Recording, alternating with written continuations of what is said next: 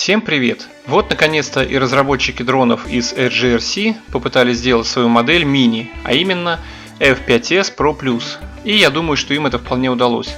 Судите сами. Данная модель весит уже 310 грамм. Она обладает камерой с двухосевым подвесом и системой EIS, а также неплохим временем полета – 30 минут.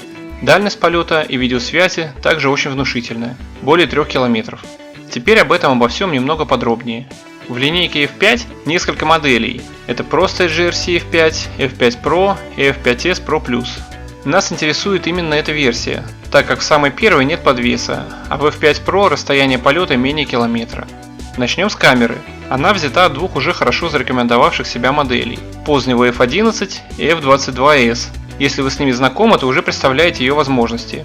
Камера снимает в разрешении 4К с фреймрейтом 30 кадров в секунду и фото с таким же разрешением при записи на карту памяти и с более низким разрешением для видео, которое записывается на ваш телефон. Фото на телефон пишется тоже в 4К. Карту памяти необходимо использовать не ниже 10 класса, иначе скорости записи может просто не хватить. Камера крепится на двухосевом подвесе, который компенсирует вибрации и делает изображение более стабильным. Кроме этого, дрону применяется электронная система стабилизации изображения EIS, которая делает примерно то же самое, что и подвес, но программно, то есть дополняя его.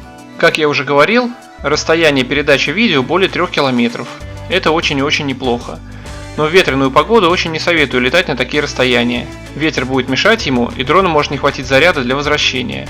Квадрокоптер управляется пультом, который работает в связке со смартфоном, на который надо установить специальное приложение. Смартфон подключается к пульту через USB кабель. Стики во время переноски можно открутить и убрать специальные пазы.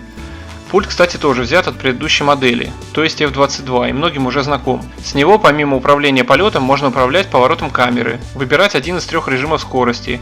Есть кнопки фото и видео. На экран выводится различная полезная информация о состоянии коптера. Хочу обратить внимание на то, как в этот раз разработчики грамотно уложили провода, идущие на лучи дрона. Они защищены специальной прочной оплеткой от перегибов и механического воздействия. Аккумулятор квадрокоптера имеет емкость 2000 мАч при напряжении 7,4 вольта, что позволяет ему, напомню, находиться в воздухе до 30 минут. Расположен он в задней части квадрокоптера и имеет светодиодную индикацию заряда. Время полной зарядки около 4 часов. Осуществляется зарядка через USB Type-C. Высота полета данной модели 120 метров.